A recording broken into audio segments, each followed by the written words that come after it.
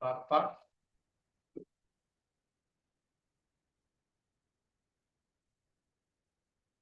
All right, recording in progress, and we're live on YouTube. All right, very good. All right, well, Mr. Chairman, it's all yours. thank you. And thank you for everybody that's here. This is the September 3rd, 2025 meeting of the City of Charleston Board of Zoning Appeals Site Design. Currently present, we have Kelvin Yuji, Jeff Webb, Paula Summers, Deandra Sunner, and myself, Joel Adrian. Present from planning staff is Eric Schultz. These proceedings are being recorded. We ask that those who speak identify themselves for the record. We will conduct this meeting in usual fashion. We'll first receive information from city staff about the application and their recommendation. If the recommendation is favorable and no one objects to the application, the matter is uncontested. The board reserves the right to ask questions of staff, applicant, or others in attendance prior to rendering a decision. If, however, the city recommends against the application or there is opposition to the application, we treat the application as contested. We will hear from the applicant and anyone else who is in favor of the application, followed by anyone that is opposed, and then the applicant gets a short rebuttal. We then close the public hearing portion of the meeting for that particular application and open discussion to the Board of Zoning Appeals matters only. We will then make a decision to approve with conditions, deny, or defer the application. Board of Zoning Appeals Site Design has the authority to do three things. One, hear appeals to decisions of the zoning administrator. Two, grant special exceptions, a fact-finding function of the board.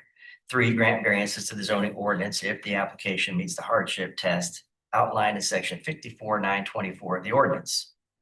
The board may deliberate and make a final decision on a matter by a majority vote of members present at the hearing and qualified to vote, provided that not less than a quorum are present and qualified to vote. For a variance to be granted, the Board of Zoning Appeals must make the following findings. A, there are extraordinary exceptional conditions pertaining to the particular piece of property. B, these conditions do not generally apply to other property in the vicinity. Excuse me. C, because of these conditions, the application of the ordinance, the particular piece of property would effectively prohibit or unreasonably restrict the utilization of the property. And D, the authorization of a variance will not be a substantial detriment to the adjacent property or to the public good. And the character of the district will not be harmed by the granting of the variance. And then I think we have something withdrawn or deferred. We do, Mr. Chairman. If anybody is here for item number B3,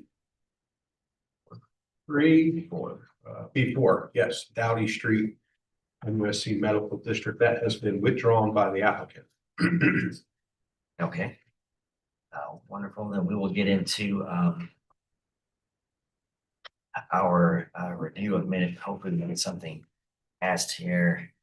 Yes, so for May, It's like we Joel, Calvin, Paula, well, we need Ruthie. need Ruthie. All right. So maybe go to A2, which is given a review of minutes from July 2nd, 2025 meeting.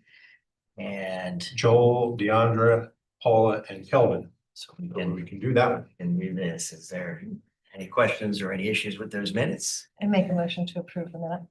All right. So motion by Paula, approved or seconded by Calvin. All in favor of that motion? Aye. All in favor, any opposed? Motion approved 4-0. And then for the August 6th minutes, we'll have to wait, defer, because we're missing one member of 4 that were present. Yes. All right, so if Ruthie shows up, we'll flip May minutes. If not, maybe next month. So we'll go on to item B1. B1 is North Market Street on the peninsula. The TMS numbers are going to be 458, 0503, 005, and 017. Zone GB, Council District 8, request a 1-year extension of the board's variance approval to allow the removal of protected trees on August 7th, 2019. Thank you, Mr. Chairman. This is by our vested rights ordinance, a request to extend an approval that occurred in 2019. I'm not going to get into the math, but you know, the state did their thing to allow projects that had received a certain approval by a body to extend, and then the city had their ordinance. So if you need to see the math, I think the applicant can provide that. The application was actually submitted in June with the request that it be heard in August. So it came in June, skipped July, but as you can see, we would have had the meeting around the same time, early first week of August, but it slipped through the cracks, my fault, but we confirmed with legal that because the application was received, the ball got rolling. So here we are. I'll just briefly go through to remind you, I have the slide deck basically from 2019. This is the application that was resubmitted to do the extension. It involves the surface parking lot that is north of Market Street, bound by Anson, Pinckney, and Church. It's slated to become a mixed-use development with a hotel and residential and some retail.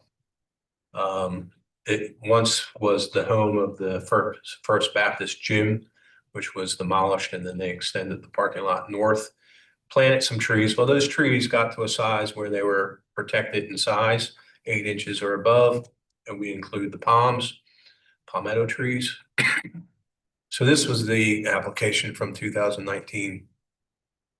This was the site plan showing the existing conditions. This was the total footprint of both the hotel, a handsome courtyard, and like a promenade that will break up the block east-west, residential to the north. Programming of the facility. Pictures of the 2 larger trees. These were on the south side of the existing building that once stood there, the gym. You can see the power lines exist, and they were being pruned and still are being pruned. And then, of course, newly planted trees. So the conditions, it was approved by the board with the condition to plant 95 caliber inches of canopy trees. Residual inches, if they can't fit it all on site, could be in the form of a monetary contribution to the city street tree program. This was the results form signed by Joel. That looked like a familiar signature. This was the results posted online. So therefore, staff recommends approval 1-year extension, which they're entitled to up to 5 1-year extensions. All right, thank you. Eric, is there anybody present that is opposed to this item on the agenda? If not, if the applicant present, is there anything you'd like to say? Mr. Chairman, I'll defer my comments. I think this is fairly routine as a matter of course. Yes, Part thank of you. being employed. All right, thank you. And we'll close the application to the public and be open to the board for hopefully a motion. I make a motion for approval. Okay. Second. And seconded by Deandra. The motion is to approve the extension for 1 year. All in favor? I am in favor. Favor, opposed? None are opposed. I will also mention that Ruthie Rapinell has joined the meeting. So we'll call this the 1, 2, 3, 4, 5, 0. We'll get Ruthie working on the next one. So our second item on the agenda, thank you, Favors. Second item on the agenda is item B2. It's Government Call LA, Johns Island, TMS number 3460000, or sorry, 34600000796. Zone PUD, Council District 3, request a variance from section 54.327 to allow the removal of 5 grand trees. Taking a trip out to Johns Island.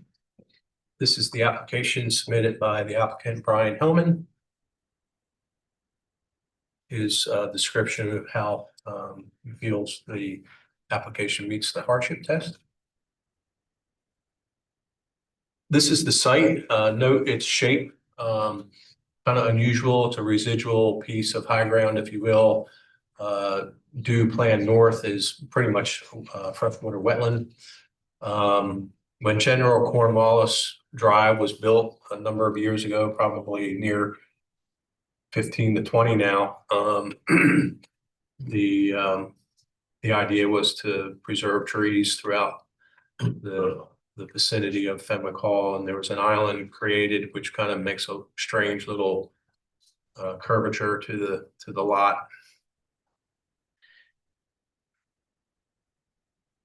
It's part of the Fenwick Village PUD Plan Unit Development, which allows mixed-use residential type uses. Here it is. It's it's got significant canopy cover over it. The 12 Oaks apartments due northwest, if you will, and then the newly built apartments to the west. This is just a shot standing on the, I guess, eastbound or southbound of Fenwick Hall, LA, looking at the corner, if you will. So the proposal is to do a very sensitive mixed use development. Hopefully to have a couple small eateries, restaurants, and then some small shops or retail. As you can see, there's a number of grand trees. It's also bound on plan right by a overhead utility power line. And then you can see the wetlands kind of start off the property. The idea for, if you were to read the PUD, it talks about preserving natural features and being sensitive to the character of the district, if you will, the historic LA that leads to Fenwick Hall and what have you. So you don't want to have parking on the corner, pushing the buildings back into what would appear to be maybe better building envelopes with no tree impacts. But so parking to the side and rear. They'll have an entrance off of General Cornwallis and then an exit onto a two-way means of ingress egress on Fenwick Hall, LA. The idea is to nestle these buildings, one story, possibly a second story on one or two within the trees, and then have a really significant patio kind of gathering space out front and have the utilitarian and parking to the rear. You have 4 laurel oaks. I would call them very over mature laurel oaks, and then 1 live oak that has seen its better days. It's alive. It has green tissue, but engulfed in vines, and then a lot of previous storm damage. We'll go through the trees. They've hired Jim Knox, but I believe his colleague Mac is here with Newkirk Forestry. So they did their little fancy thing with their GIS device and plotted the trees and visited each tree, making comments on each tree. So you can see the number of grand oaks across the property.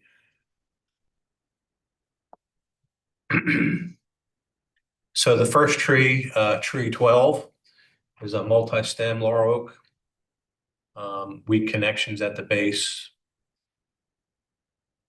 And then you can see how they're starting to deflect away from one another as the canopy goes up. You can see some scarring from maybe some previous tree fell or damage inside the unions of the 3 leaders. Tree number 14, 33-inch laurel oak. Laurel oaks are, and I'll let Mac explain, there's a disease that's hitting laurel oaks, especially over mature, because they tend to become a little weaker as they, I'd say they're on their downside of their bell curve of their life cycle. So you see very large mature, and then the canopies are very high, and you can almost just say, boy, that tree compared to the younger trees around it looks a little weak in the crown. There's some development of some dieback already. It just doesn't look like it's a very full and flush canopy. And that's true for all the single stem laurel oaks. So that's that one. This is the tree number 16. Again, another single stem. It's got a slight lean to it.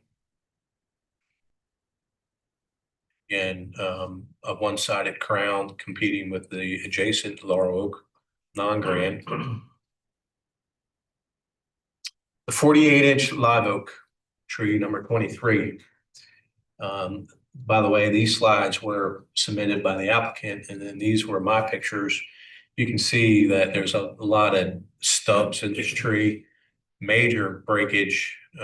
I suspect dating back maybe to Hugo. Some of it's that large and petrified. But and then of course, you know, nobody underbrushing the site. The vines have gotten into it, and so you can see it's struggling, but it is alive.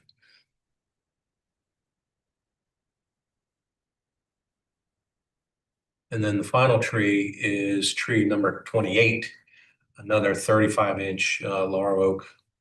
You can see a weird kind of seam in the trunk here in the bowl. And then, of course, the canopy again, very high and very thin, in my opinion. So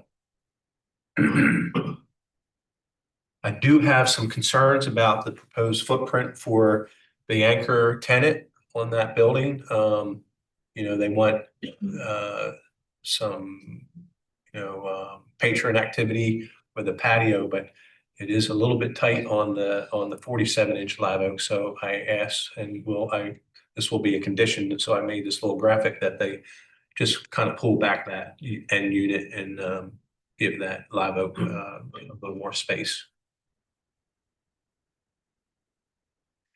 Again, this will be, keep this image in mind. If you can envision the front row, the foreground trees being preserved, and then some walks and patios, and then the buildings behind, and then of course the parking far behind.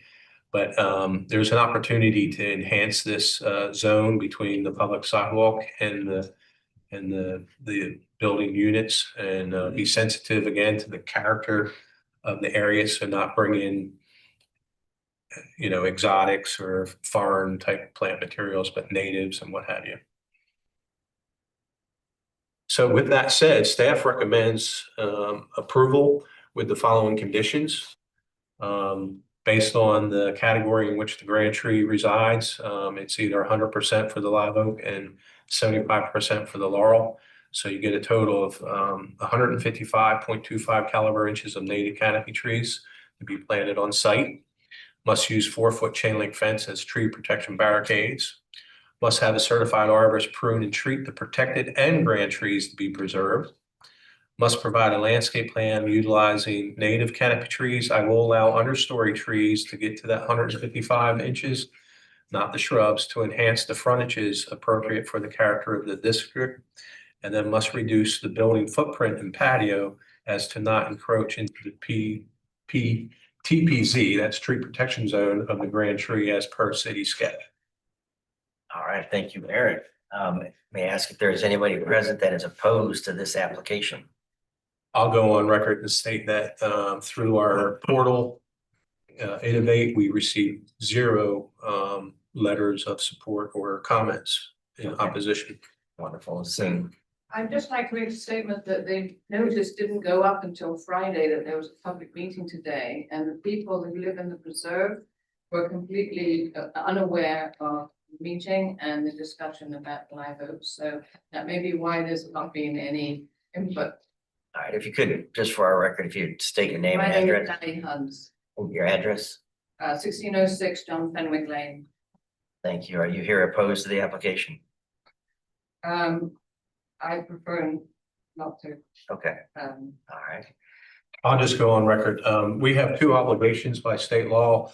One is to have the application and the notice in the public notice section of the newspaper, which is 15 days prior to the meeting date. And then we meet a 5-day obligation to have the signs posted. And I did not physically do that, but there were 2, one on Well, I know that was done on the Friday right before a holiday weekend, so. Right. Well, it's 5 days, so it's not business days, but that's our obligation there. All right, very good. Seeing no one oppose the application, is the applicant present, and would you like to be heard?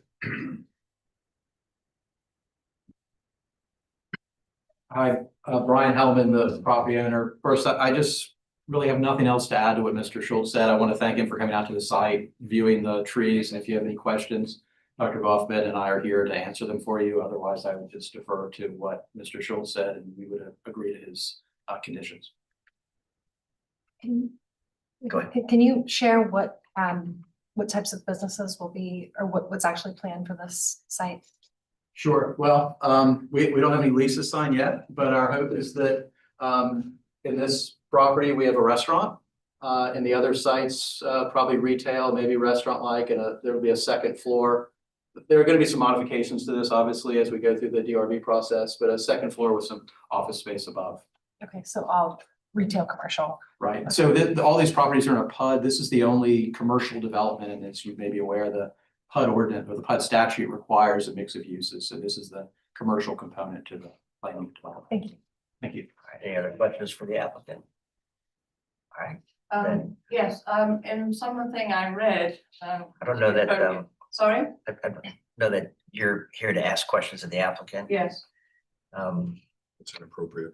Right, so I think if you're opposed, you can come up and say you're opposed, but it's not your time to ask questions of the Okay. applicant. Sorry, you can do that after the meeting.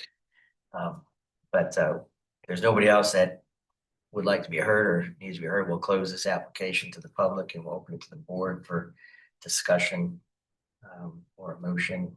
But I think I'll start and say that pictures are worth 1,000 words. There aren't any grand trees that are significant, in my opinion, and should remain.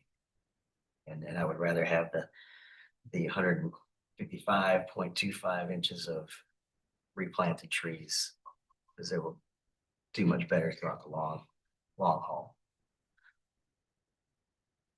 Eric, where was that 40 or the live? The oak? live oak is the yellow in the drive aisle. Okay.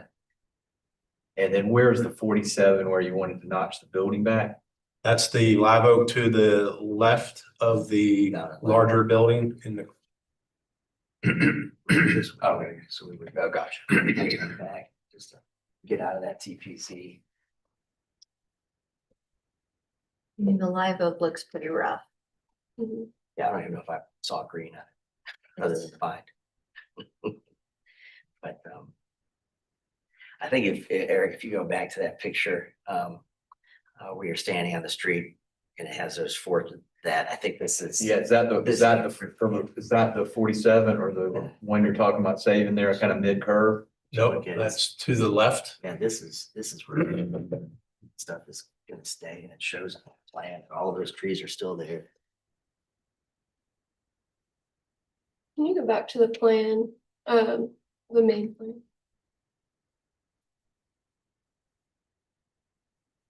Is there a grading reason? I mean, if that one's graded as a B, and it's not seemingly close to the buildings, is there a reason that one has to go? So that one is this here, tree number 16, 30-inch laurel oak. So number 16. Epicormic branches, fair, Sea gray. It's a C. C. I think the colors are different than what most people blue is B. Yeah, okay.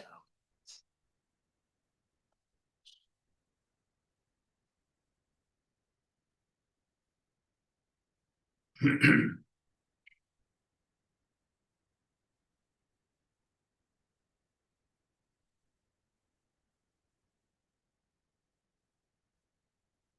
other questions? In terms of the use of the property and keeping the folks that live adjacent to be able to walk to commercial and retail is beneficial for the island to not put additional traffic onto Main Bay. Agree.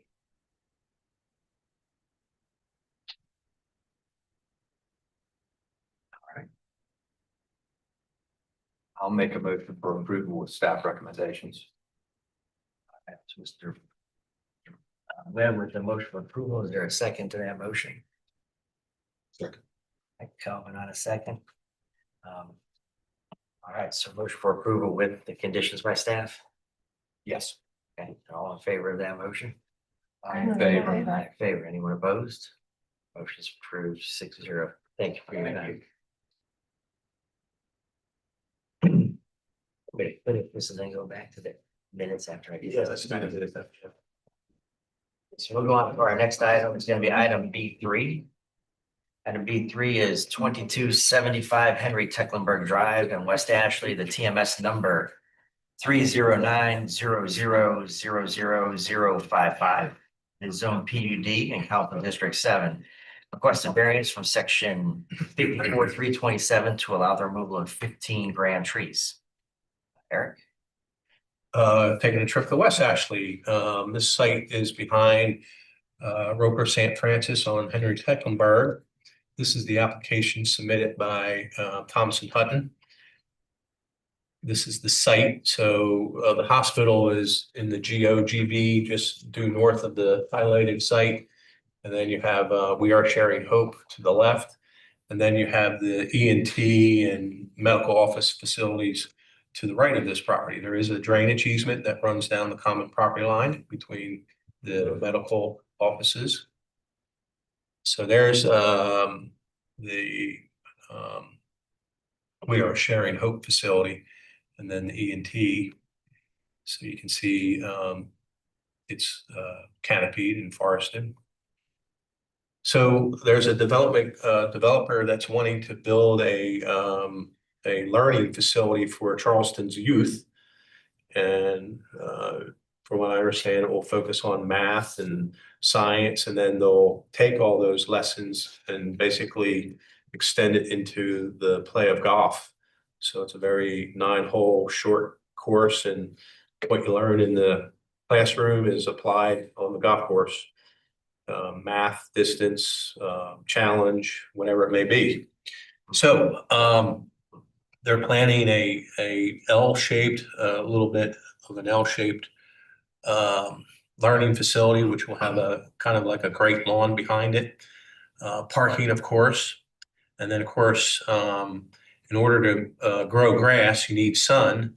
And then you got to mow grass. So you have a maintenance facility associated behind the parking. Excuse me. It's a low site. It's in a floodplain. So they'll have a challenge with stormwater management. But as you can see, a third of the property is freshwater wetland. Maybe some of it influenced by critical area as it comes across Henry Tecklenburg to the north. So that's the general, this is the layout with all the trees, all the protected trees, everything surveyed 8 inches and above. And then this is highlighting just the grand trees and how they are impacted by the layout. So this is Essex Farms PUD. This will require DRB. Typically, you want parking to the side and rear, but obviously the golf component of the learning facility will take up the majority behind. So with some trends already established, DRBs allowing the building to kind of fall off the right of way, and then so there would be some protected trees preserved between the sidewalk and the facility and the parking. This is a blow up of the front half. So you got trees impacted by there. Like I said, this is low, so they're going to have to introduce fill. The parking hopefully can maintain at grade, but the buildings will have to be elevated and some fill introduced. And then of course, I understand there's a golf course designer involved, and he'll want to contour the greens and make it read and look like a private or public golf course. This is the back half. So again, they're wanting to preserve groups of trees within the course. So they've selected the higher grade trees, C's and B's, and a few D's to be maintained. We've been on site. An arborist is going to have to get involved and, study the canopies of the trees to be preserved and what have you, take out some dead wood that's naturally occurring and whatnot. But I think what they're wanting to preserve will be very doable if we can maintain the grade. So you'll hear something toward that in my condition. Here's the rundown of the 15 trees. So you got a very high population of red oak in this section of West Ashley, hickory, laurel oak, and willow, and 1 live oak, grade C. Very interesting little cluster of red oak. This is the overall list of trees present on the site, grands.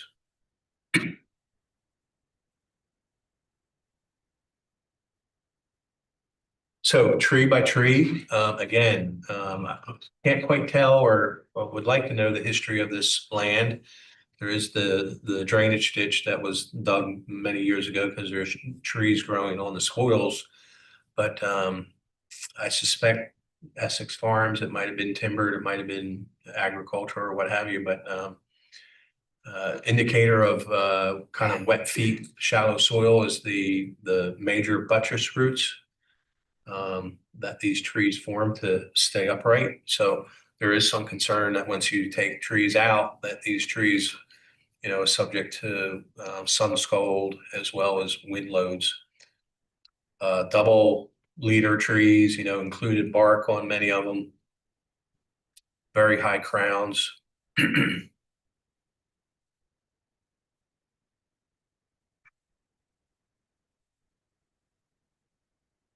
Storm damage in the crowns. Top kind of broken out, decay. Very strangely forked hickory up in the crown. Again, just note the buttress roots. These trees adjust and put out wood to stay upright. Old storm damage, poor form.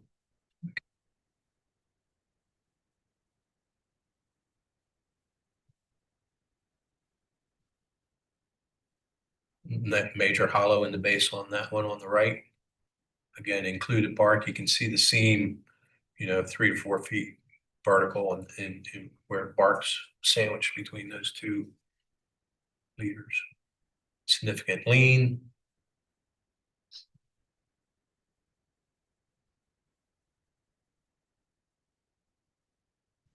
And then the live oak is a multi-stem. I feel it almost maybe has a little genetic variation in the leaf, but we did keep it as a live oak. But again, the crown very upright, not squatty, doesn't spread, competing with the other neighboring trees. So with that said, staff recommends approval with the condition as follows. Must plant 320 caliber inches. Again, that's based on the category of the tree. I will allow understory trees in this project to count toward the mitigation. But native species to create diversity and extend the learning center to the outdoors would be kind of cool in my mind to, do a native tree arboretum type thing. Must use 4-foot chain link fences, tree protection barricades. Must have a certified arborist prune and treat the protected and grand trees to be preserved. Now, the trees that they want to preserve, we had a long discussion in the field.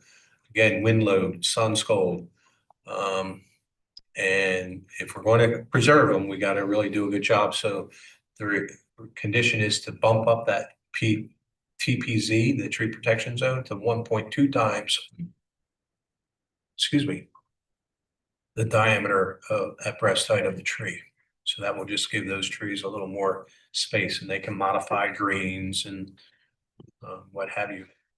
The grading and drainage plan must provide positive drainage away from the existing protected and grand tree, the tree save areas that you saw being developed in between greens and fairway. And then must provide a landscape plan utilizing native canopy and understory trees for DRB and TRC review and approval.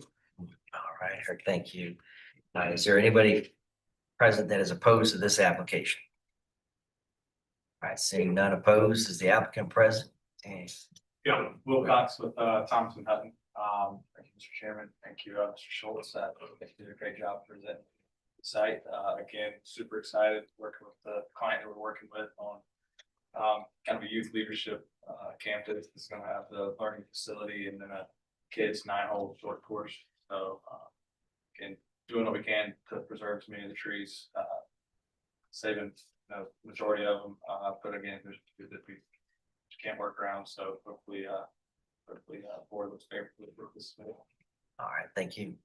Anybody else present that would like to be heard? We'll close the application to the public. It'll be open to the board for questions or discussion. I think there was actually an old phosphate mine in that area. Well, there's definitely phosphate mines nearby. This is kind of flat. So I'm not sure it was on this side of the creek. Rice fields around there too. Yeah, rice fields. Yep. What is the total acreage on the site? Little acreage. The developable portion where like the facility and the golf course is around 9. And then I think the total site's around 12, 13. If you include the wetlands in the critical weather area. And what's the total number of grand trees? It's 50. No, No. not, The total number, so the total that we got picked up is right around 40. I think a couple of them there are slightly under the grand tree DBH. So we're proposing to remove or requesting to remove 15 of the 38 or so.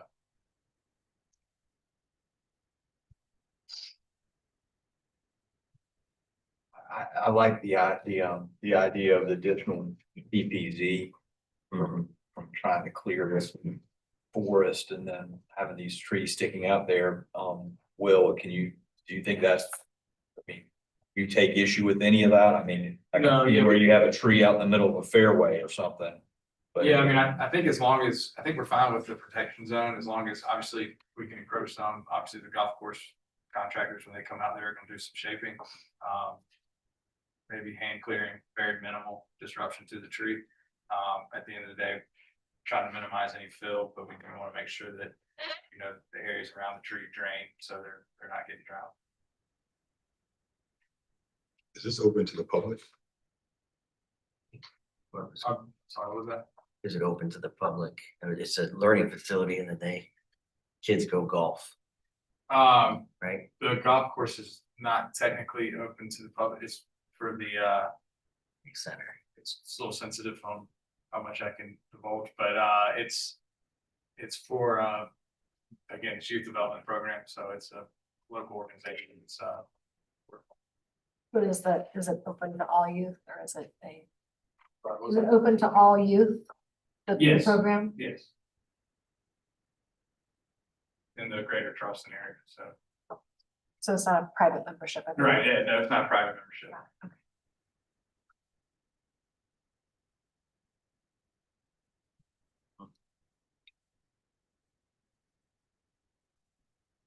Any concerns about any of the trees? There's a lot of low grades on the list. I mean. Will, what kind of fill's going on the golf course side? I mean, obviously you've got to build up on the other side, but what, just like ballpark? So, I mean, again, it's, I mean, the greens are gonna be the elevated. greens are gonna be elevated, you know, anywhere from 2 to 4 feet. Obviously, we'll drain those down. There's a small swale that runs across the middle of the site over to the drainage ditch on the east side that we'll probably try to use. Again, that same swale runs through that tree safe area. So again, we're gonna be limited on how much fill we can bring in with the city stormwater requirements. And with the fill mitigation requirements, so I'd say, you know, anywhere from 6 inches to no fill up to maybe 5 feet in some areas for the greens. I think there's like one site kind of in the center of the site or one area in the center of the site where there aren't many trees currently shown as being preserved. That would kind of be the focal point, kind of a mound, higher point. Yeah, so it looks like a double green there. Yeah, there's a double green. again, it's surrounded by two larger oaks. I think one of them is a live oak. Yeah, one's that. So actually, yeah, so that the other one right there to the right of that we're gonna remove. We were on site the other day. I think we'll be able to kind of shift that green and pull it a little bit closer to that tree save area and give some more space to that larger oak that's right there in the middle, I guess, green 5 and green 8. Just curious about that wetland impact. I mean, is that just for playability, like you say that you, I mean, so Yeah, you have so, more of a playable holes? Yeah, so not sure how familiar you are with golf, but the USGA has or recently, if you have a 9-hole course of a certain length, you can get it rated so that the kids that come out here and play can get a handicap. So again, we're trying to get, I think it's 700 yards. So 700 yards. So again, being able to get that wetland impacts like 1/10 of an acre. So being able to kind of open that up gave us some additional space to get the total length that we needed. The intention with the impact is. Yeah, so that impact, it's again, it's not we're gonna obviously clear it and then renaturalize it, and it's kind of intended to be a forced carry. Just to, you know, give the kids all different types of shots as they play the school. Do you already have the current elevations of the trees and the plan was working around that? So I'm sorry, was that? Do you have like the current elevations of the trees and, you know, knowing that the tree zone is Yeah, so larger? we've got full topo and they've taken shots. We do have to go back out there and get some additional, so was probably gonna get them to take a look at, you know, some more grades around each of the trees, because obviously it's gonna be some pretty fine grading. And a lot of these trees are sensitive, and then it's also looking at the canopies.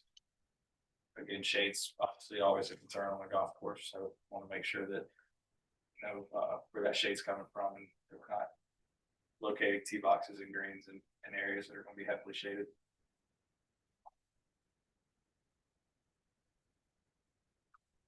Are they gonna be allowed to is everything has to actually be planted, no monetary donation? I think, you know, there's gonna be a grand opportunity to, again, I'm all about like a outdoor classroom for, you know, Audubon. A lot of golf courses get Audubon certified and what have you, so enhance the larger tree save areas with understory as well as canopy, so around the perimeter. If they get into trouble, the city's always works with applicants and they can end up making a monetary contribution to the city street tree program. But the first effort is to meet it on site.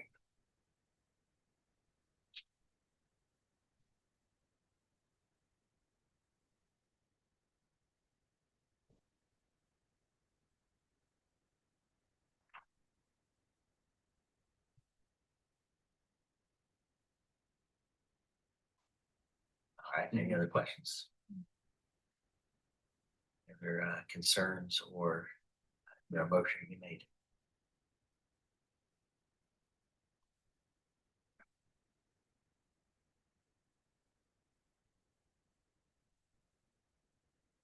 Will the arborist have some kind of maintenance plan moving forward with the trees that are staying? Yeah, it's Mike Russell, so I spoke to them. I'm gonna get it lined up for pruning and everything. One B coming out, so did I see that right? Yeah. Yeah, 1B. So yeah, the one right up near the building. I think it's if I remember, it's an AE8. So that building right there is going to be around 10. Existing grades around 3 to 4. So significant amount of fill right around that tree.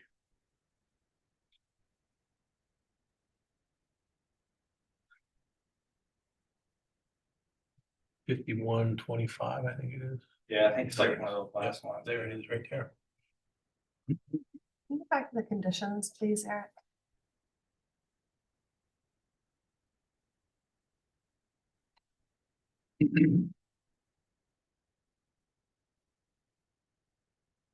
Trees to be planted.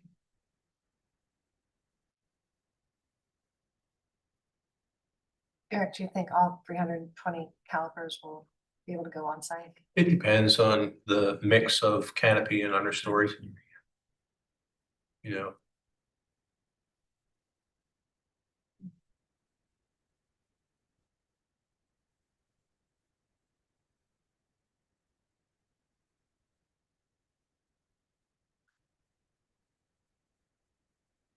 So I would make a motion to approve with staff recommendations and just edit item 1, stating if all 320 caliper inches cannot be planted on site. They can be planted elsewhere or a contribution to the city's tree program be made. All right. So elsewhere, maybe you could take that out, just cities and street tree or elsewhere directed by city. Yes. Can we do that? Sure. Thank you for the edit, Chair. Okay. All right. So motion. All for approval with amending the first item. Is there a second to that motion? Second. Right, we shall go to vote. All in favor of the motion, say aye in favor. I Aye. in favor. In favor, all opposed? Everybody vote aye in favor, did you? Okay, that motion is approved 6-0. Thank you. Yep, thank you. Back to minutes, That's right. Mr. Chairman. So Rudy, you are here So we're gonna look at the, August 6th. no, Oh, was it not? it's the May and May 7th. Oh, We can't do August. oh yeah, that's right, May 7th. How would that? Joel, Paula, Ruthie, and Kelvin. You know, 1, 2, 3, 4 of us here for May 7th. Are there any questions about the May 7th minutes, or is there a motion to approve? Almost to approve. For Ruthie, is there a second on that? Second. Seconds, all in favor of that motion? Aye in Aye in favor, favor. any opposed? Motion is approved 4-0. And hopefully next month Are you we'll get. able to do August 6th? There's 3 of 4 people. I think we decided that we need 4. Okay, 4, okay. 4. We all pretty have to show up next month, and we gotta get storage here, but the meeting is adjourned at this point.